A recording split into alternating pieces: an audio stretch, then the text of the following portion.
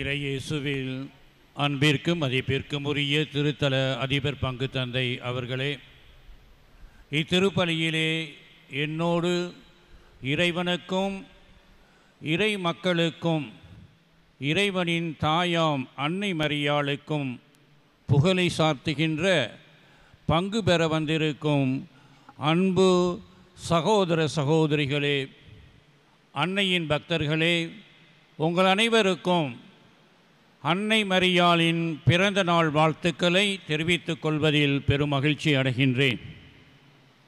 அன்புக்குரியவர்களே, இன்றைய வாசகங்களை அடிப்படையாக வைத்து பார்க்கும் பொழுது நமக்கு கொடுக்கப்பட்டிருக்கின்ற தலைப்பு என்னவென்றால், தாய் அன்பினாலும் பராமரிப்பினாலும் உலக மாந்தர் அனைவரையும் அரவணைக்கும் அன்னை மரியாள். தாய் அன்பின் மூலமாக அன்னை நம்மை பேணி காத்து வளர்த்து எல்லாவற்றிற்கும் ஏற்றாக மீட்பினை நமக்கு தருகின்ற இறைவனின் கருவியாக பரிந்துரைப்பவராக இருக்கின்றார் என்பதை நாம் அறிந்திருக்கின்றோம். முதல் வாசகத்திலே நாம் படிக்க கேட்டோம். தொடக்க நூலில் இருந்து எடுக்கப்பட்டிருந்தது. அதிகாரம் 3, முக்கியமாக வசனம் 20 பார்க்கின்றோம். இறைவனால் படைக்கப்பட்ட ஏவாள் உலகிலே உள்ள அனைத்து மக்களுக்கும் தாயாக ஒரு நிலையை பெறுகின்றார். இன்றைய நற்செய்தியிலே நம் ஆண்டவராகிய இயேசு கிறிஸ்து சிலுவையிலே தொங்கும் பொழுது தன்னுடைய தாயை யோவானுக்கு தாயாக தந்து உலகிலே இருக்கின்ற அனைத்து மாந்தருக்கும் அவர் இரட்சணியத்தின் மீட்பின் தாயாக கொடுக்கப்படுகின்றார். எனவே இந்த 2 வாசகங்களும் 2 தாய் அன்னைகளை பற்றி பேசுகின்றது. விவிலியத்திலே சிறப்பாக ஏவாள் அன்னையாகவும் அன்னை மரியாள் அன்னையாகவும் ஒப்பிட்டு பார்க்கும் பொழுது இன்றைய தினத்திலே அவருடைய பிறந்த நாளிலே சில தியான கருத்துக்களை உங்களோடு பகிர்ந்து கொள்வதில் நான் பெருமகிழ்ச்சி அடைகின்றேன். அன்புக்குரியவர்களே, அன்னை மரியாள் இறைவனால் தேர்ந்தெடுக்கப்பட்ட மீட்பின் தாய். ஏவாள் படைப்பிலே இறைவனால் தேர்ந்தெடுக்கப்பட்ட மானிட குலத்தின் தாய். இன்றைய தினத்திலே நாம் அனைவரும் அன்னை மரியாளை போற்றி புகழுகின்றோம். அவரை நேற்று இரவில் தேர்ப்பவனியாக எடுத்து வந்து அவருக்கு நன்றி செலுத்தி இறைவனுக்கும் நன்றி செலுத்தி அவர் வழியாக நாம் பெறுகின்ற நன்மைகளுக்கு எல்லாம் வல்ல இறைவன் மென்மேலும் நம்மை காத்து வழி நடத்த அவரது அருளை நாடினோம். ஆனால் நம்முடைய இன்னொரு தாயாக இருக்கின்ற ஏவாளுக்கு எந்த விதமான திருவிழாவும் கிடையாது, தேர்ப்பவனியும் கிடையாது. காரணம் என்ன? ஏவாள் மாந்தர் குலத்தின் தாயாக இருந்தாலும் கூட அவர் செய்த பாவத்தின் காரணமாக இறைவனை விட்டு விலகி செல்லுகின்ற ஒரு நிலையில் இருக்கின்றார், கீழ்ப்படியாத ஒரு காரணத்தினால். ஆனால் அன்னை மரியாளோ அருளின் அன்னையாக இருக்கின்றார்.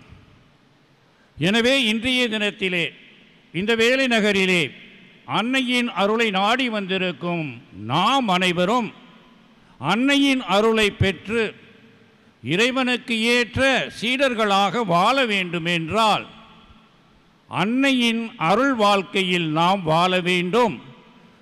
ஏவாளின் பாவ வாழ்க்கையை விட்டு நாம் விலக வேண்டும் என்று அழைக்கப்படுகின்றோம். ஆம் அன்புக்குரியவர்களே, அன்னையை போன்று அருள் வாழ்க்கையில் வாழ நம்முடைய பாவ வாழ்க்கையை ஏவாள் கொடுத்த ஜென்ம பாவத்திலிருந்து நம்மையே விடுவிக்க இந்த 2 அன்னைகளையும் ஒப்புமையில் கொண்டு சில தியான கருத்துக்களை உங்களோடு பகிர்ந்து கொள்ளுகின்றேன். 3 நிலையிலே, முதலிலே அன்னை மரியாளுக்கும் அன்னை ஏவாளுக்கும் உள்ள உறவை பார்க்கும் பொழுது இறை உறவிலே அன்னை மரியாள் இறைவனின் அடிமையாக தன்னையே இறைவனிடம் அர்ப்பணிக்கின்ற ஒரு உன்னத தன்மை. நற்செய்தியிலே இறைவன் வானதூதர் கபிரியேலின் மூலமாக அன்னை மரியாள் இறைவனின் தாயாக மாற வேண்டும் என்று கூறும் பொழுது அதன் உட்பொருளை புரியாத அன்னை மரியாள் இறைவனுக்கு கீழ்ப்படிந்து ஆகட்டும் என்று கூறி தன்னையே இறைவனின் அடிமையாக மாற்றிக்கொள்ளுகின்றார். மாறாக ஏவாள் இறைவன் தனக்கு எல்லா நன்மைகளையும் கொடுத்திருந்தாலும் கூட நல்லதையும் கெட்டதையும் அறிய ஆவல் பட்டு அகலையின் வலையிலே விழுந்து இறைவனுக்கு எதிராக கீழ்ப்படியாத காரணத்தினால் பாவம் செய்கின்றார், இறைவனை விட்டு விலகுகின்றார். எனவே இறை உறவில் அன்னை மரியாள் அடிமையாக இருக்கின்றால், ஏவாள் தன்னையே கடவுளாக மாற்றிக்கொள்ளுகின்ற அவல நிலை. இரண்டாவதாக பார்க்கும் பொழுது மனித உறவிலே அன்னை மரியாள் இரக்கத்தின் அன்னையாக நற்செய்தி நமக்கு காட்டுகின்றது.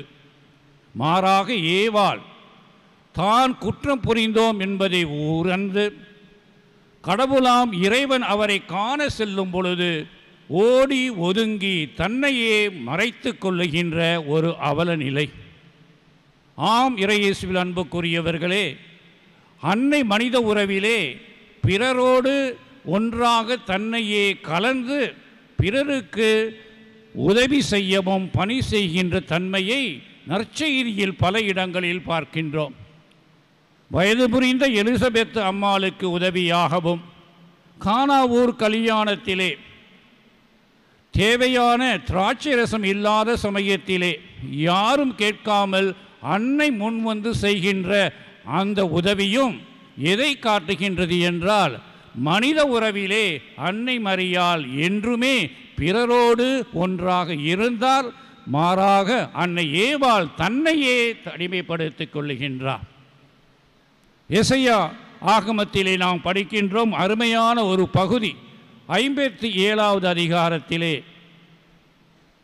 இறைவன் கூறுகின்றார், உண்மையாக என்னை அன்பு செய்பவர்கள் பிறரின் தேவைகளை அறிந்து அவர்களுக்கு உதவி செய்ய வேண்டும், தங்களையே தனிமைப்படுத்தி ஒதுக்கிக் கூடாது என்று கூறுகின்றார்.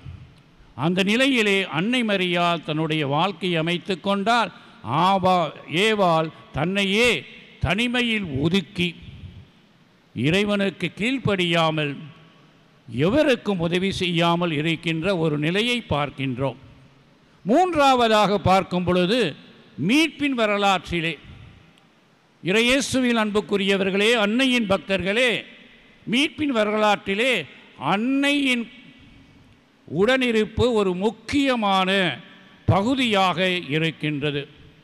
இறைவன் விருப்பத்தை தாழ்பணிந்து உண்மையான மனமகிழ்வோடு கீழ்ப்படிதலோடு ஏற்றுக்கொள்ளுகின்ற ஒரு அன்னையாக, ஒரு கருவியாக, மீட்பின் கருவியாக மாற்றப்படுகின்றார். ஏவாளோ அவ்வாறு கிடையாது. தன்னையே கடவுளாக மாற்றிக்கொள்ளுகின்ற ஒரு பாவத்தின் காரணமாக ஜென்ம பாவத்தை தன்னுடைய சந்ததிக்கு கொடுக்கின்ற ஒரு நிலையை பார்க்கின்றோம். விவிலியத்திலே 2 பெண்கள் ஜென்ம பாவம் இல்லாமல் பிறக்கின்றார்கள். ஏவாள், காரணம் படைத்த இறைவன் அவரை ஜென்ம பாவத்தில் பிறக்கவில்லை, அவரால் தான் ஜென்ம பாவம் உருவாகியது. மாறாக அன்னை மரியாள் அமலோற்பு அன்னையாக பிறந்த காரணத்தினால் அவர் ஜென்ம பாவம் இல்லாமல் பிறக்கின்றார். எனவே அன்னை மரியாள் ஜென்ம பாவம் இல்லாமல் பிறந்தார். ஏவாள் ஜென்ம பாவத்தை உலகத்திற்கு தருகின்ற ஒரு பாவியாக மாறுகின்றார். எனவே மீட்பின் வரலாற்றிலே ஏவாள் செய்கின்ற பெரும் தவறை நாம் உணர்கின்றோம். அதை இறைவன் அன்னை மரியாளின் மூலமாக சரி செய்கின்றார். இன்றைய தினத்திலே அத்தகைய அன்னையை போற்றி புகழ வந்திருக்கும் நாம் அன்னை காட்டுகின்ற மனித உறவில், இறை உறவில், எல்லாவற்றிற்கும் மேலாக மீட்பு உறவில் நாம் நம்மையே அன்னையின் வழியில் மையப்படுத்தி கொள்ள வேண்டும். ஆம், இறையேசுவில் அன்புக்குரியவர்களே, அன்னையின் அருளை நாம் பெற வேண்டும் என்றால் ஜென்ம பாவத்திலிருந்து அவர் நம்மை மீட்டு கொடுத்திருக்கின்றார் என்ற உணர்வை ஏற்றுக்கொள்ள வேண்டும் என்றால் நம்முடைய கிறிஸ்துவ வாழ்க்கையில், நம்முடைய மனித வாழ்க்கையில் இறைவன் தருகின்ற அன்பின் கருவிகளாக நாம் மாற வேண்டும் என்பதை மறந்துவிடக்கூடாது. ஆம், அன்னை மரியாள் தனது எடுத்துக்காட்டான வாழ்க்கையின் மூலமாக ஆரோக்க அன்னையாக இருந்து நமக்கு உறுதுணையாக, வழிகாட்டியாக, ஆறுதல் தருபவளாக இன்று நம்மை வழிநடத்தி செல்லுகின்றார். அன்னை மரியாள் மீட்பு பணியிலே உடனிருந்து பயணித்து இன்றும் நமக்கு ஆசீரை தருகின்ற அன்னையாக இருக்கின்றார். தொடக்க நூலிலே அதிகாரம் 12 2வது வசனத்திலே படிக்கின்றோம்.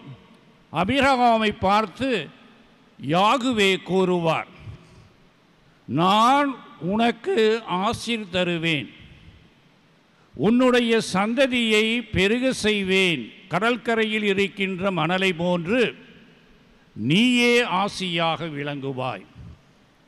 அதாவது ஆசீரை பெறுவது மட்டுமல்ல, ஆசீரை தருகின்ற ஒரு நிலையில் நாம் மாற வேண்டும் என்பதை பழைய ஏற்பாட்டிலே யாகுவே சுட்டி காட்டுகின்றார். அன்னை மரியாள் தன்னுடைய வாழ்க்கையில் அருளின் அன்னையாக இருந்து இறைவனிடமிருந்து பெற்ற ஆசீரை எவ்வாறு சூரியனிடமிருந்து நிலா பெறுகின்ற அந்த ஒளியானது குளுமையான ஒளியாக நமக்கு கொடுக்கப்படுகின்றதோ அதே நிலையில் நாமும் மாற இன்று அழைக்கப்படுகின்றோம். இங்கு வந்திருக்கும் நாம் அனைவரும் அன்னையிடம் தேவையான அனைத்து அருளையும் பெறுவோம். பெற்று நாம் ஆசீர் பெற்ற மக்களாக வாழாமல் அந்த ஆசீரை பிறருக்கு தருகின்ற அன்னையின் உண்மையான பிள்ளைகளாக, பக்தர்களாக மாற உங்களை அன்புடன் அழைக்கின்றோம். My dear brothers and sisters, today we are celebrating the Nativity of the Blessed Virgin Mary. It's an important occasion. All of us have come together to celebrate because the topic which has been given to us for our meditation, the motherhood of Jesus Christ, our Blessed Virgin Mary, with her love and with her care, he is taking care of the whole humanity because she is mother of all. Not only for Christians, not only a group of people, not only for those people who speak particular language, she is the mother of everybody. The readings of today speaks about two mothers. The first reading taken from the book of Genesis chapter 3, particularly the verse 20, speaks about how Eve became the mother of the humanity. The whole humanity has only one mother in the Old Testament, that is Eve. Whereas the gospel of today speaks about our Lord invites her mother at the feet of the Calvary to become mother of St. John. Through him, all of us become the children of Blessed Virgin Mary, who is also another mother. These two important mothers in the Bible give us some important elements for the topic for which we are called to reflect. These two mothers have been chosen by God. Unfortunately, Eve, the mother of humanity, he did not obey God. He wanted to make herself God. Whereas the Blessed Virgin Mary, through her fiat, yes, amen, through this word, he wanted to be the real slave of God and having that kind of relation. My dear friends, my dear brothers and sisters, devotees, what is necessary? We should be like our Blessed Virgin Mary, accept her as our true mother. Not the Eve, our mother. The way of Eve leads to the sin, whereas the way of Blessed Virgin Mary takes us to eternal redemption on three important ways. The first of all, her relation with God. Blessed Virgin Mary made herself as a slave to God. When the angel Gabriel came to her and told that she would become the mother of God, though she couldn't understand what it was meant, she accepted it and said, "Fiat, let it be done according to your will, because I am the slave of the Almighty." Whereas our mother Eve did not do that. She wanted to become God. She wanted to know the good and bad. Because of the evil devil, she yielded to that and she wanted to make herself God.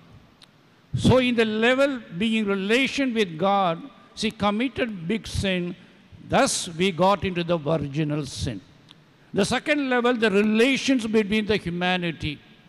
Blessed Virgin Mary always meant for other people. The gospel we read so many passages. For example, after having received the message from Gabriel, she went to meet Elizabeth, her husband, to help her.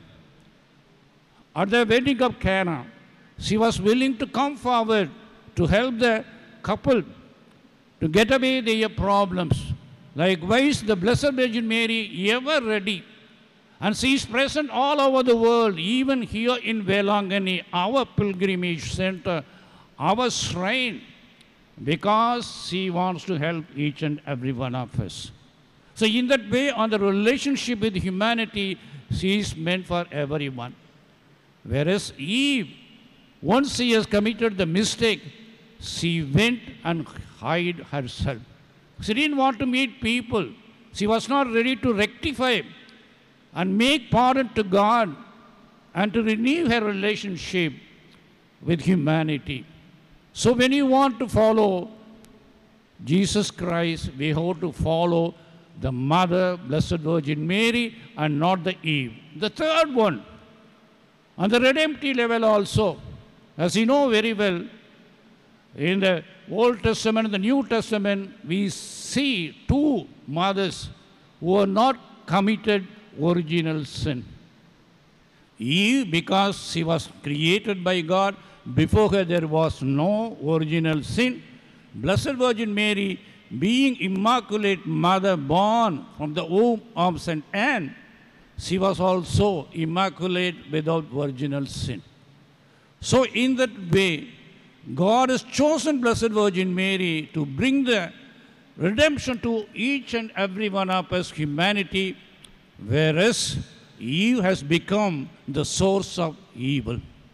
Today, as we come together as pilgrimage, participating in this Eucharistic sacrifice, we are all called to follow our beloved Mother, Virgin Mary, and not Eve. What should we do? Like the Blessed Virgin Mary. We have read so many articles, so many homilies, heard so many rhetorics where they used to say, Blessed Virgin Mary, like a moon, receiving the light from the sun, giving that pleasant light to the people. So also in our life, we should be Blessed Virgin Mary. We are one chosen by God, chosen by her mother to come here to receive the blessing. Whatever you are going to receive here is not at all meant only for you. The blessing what you are going to receive is meant for all of us. You should bring this blessing to everyone. In the book of Genesis chapter 12 verse 2, we read how Abraham was told by Yahweh.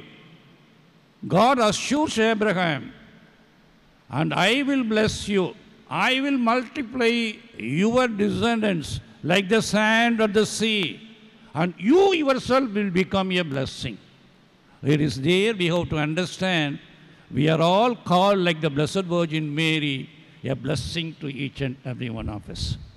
So, today in this Eucharistic sacrifice, let us thank the Lord for having given us to have this wonderful occasion, holy moment at this shrine, let us recognize that Blessed Virgin Mary is a real mother, and let us give up the ways of sin that has been given to us by the Mother Eve, and let us become the source of blessing to each and every one of us, praising the name of the Lord, singing with Blessed Virgin Mary, because the Lord has done great things, not only the Blessed Virgin Mary, to each and every one of us. Amen.